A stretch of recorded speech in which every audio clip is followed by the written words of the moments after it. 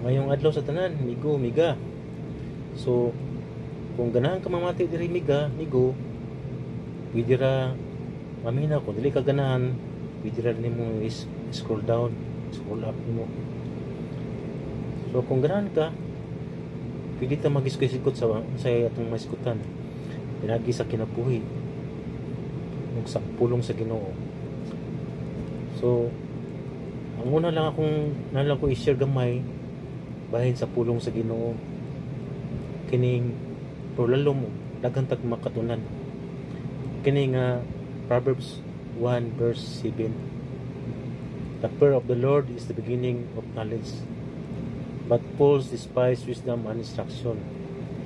Manang gigon nga rimig gamigo nga ang kadlok sa Ginoo mao ang sinugdan sa kinaadman, apan ang mga bungbuwang nagatamay sa kaalam ug sa pagtulunan. So iko ngindot kay ni nga pulong, no, kung ato gining hinuktukan sa tong kagalingon sa tong kinabuhi diya sa Ginoo. Ang kadlok sa Ginoo animi ko dili ingon nga pasabot nga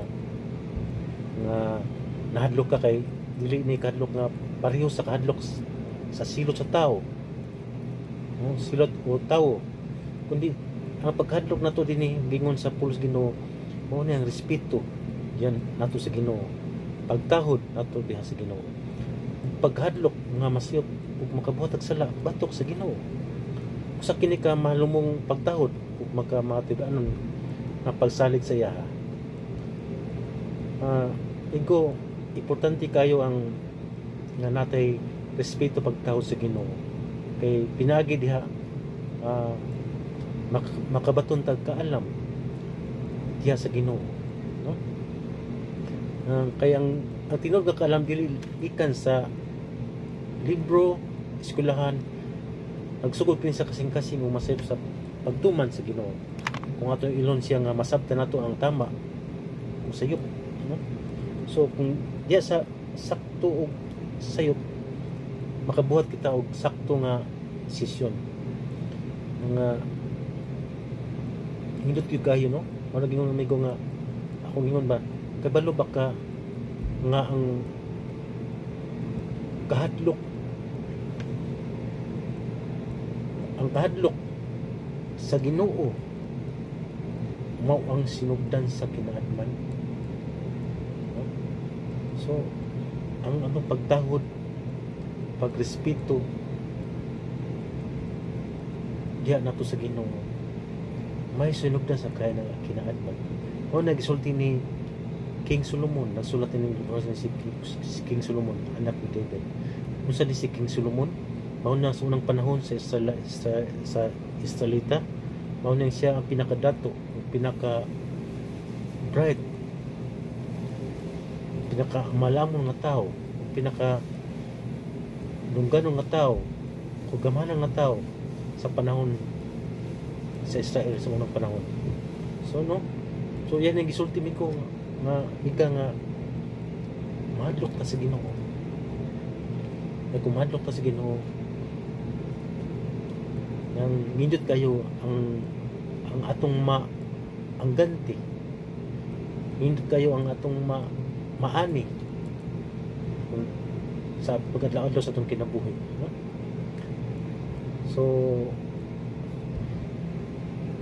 mindot gyud kayo migo, no? nga mahadlok ta sa Ginoo, no? Kay kung gusto ta nga makatinood nga makaalam kinahanglan ato nga tahuron na ug ilon ang Ginoo sa atong kinabuhi. Dili igo nga malamon lang sa salibutan, no?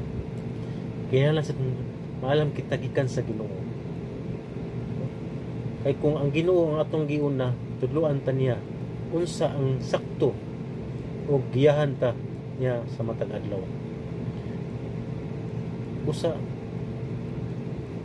dili ta mahadlok magsugod ta sa Ginoo kay diha sa pagsugod sa tinuod nga kaalam diha sa Ginoo amigo, no?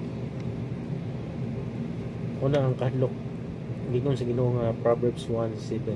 Hindumi ato ni hinduman nito kanila nga verse Dako ni katapang sa tong kinabuhi. Ang kadlok sa Ginoo mao ang sugdanan sa kinabuhi.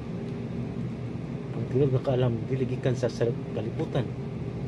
Ang tinud nga kaalam dis kalibutan niko dili gikan sa Ginoo, diha sa Ginoo. Watong tahuron siya tagluan taniya. Usaon pag kinabuhi nga matid-anon ug puno sa kaalam, no? So minut kayo nga magsunod ta sa Ginoo niko. No? Kaya Ginoo ra gyud ang atong kadangpan sa tong kituig. Kung wala siya, wala gyud din tanan. Kung imo gitanawon kung siya ang kangindot, gihatag niya ang tanan. Mga pagkaon, mga butang, kahayag, no? Kibalo siya sa atong mga pinanghanlan. Sabi ko makaputan ang gali ko nga ako hilig ng kog sili. Okay ko, daingon ko ba nga hindot kayong Ginoo, no? Nang kibalo siya unsay need sa tao. Unsay need nimo, unsay need nako. Kibalo siya, yan ang provide, yan ang gihatag. Kung ato lagi ni i-claim nga naa siya nya dali na to siyang duulon, maabot gina nato miga. So mao ginami ko, no, kay mo nang kangindot niya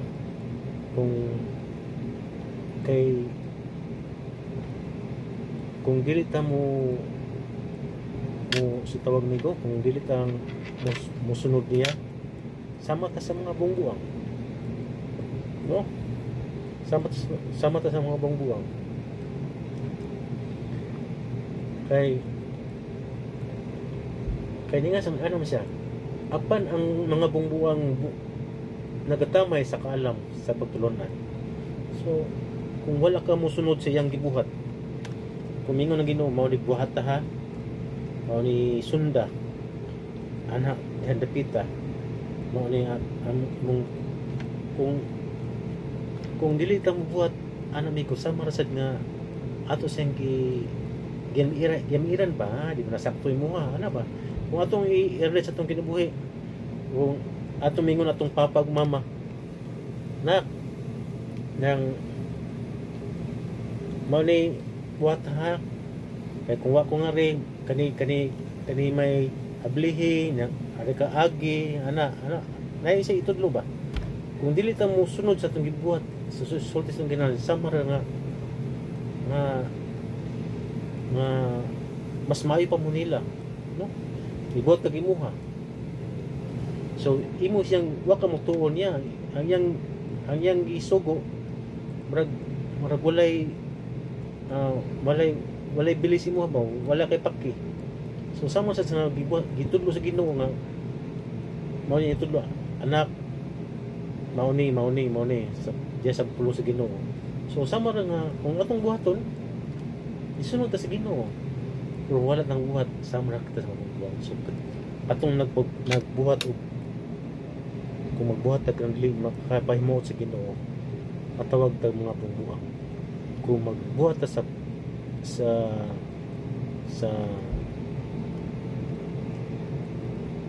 kung mahadlok ta og respeto ta diya sa Ginoo,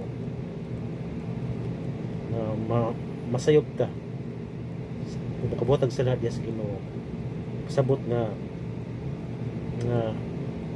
manginglamon ta, no? So simple ra kay ang pulong sa Ginoo ko, respeto ta, magtaho ta sa diya sa Ginoo, no? Kaya siya ang kahadlok sa Ginoo mao ang sugdanan sa kinahanglan.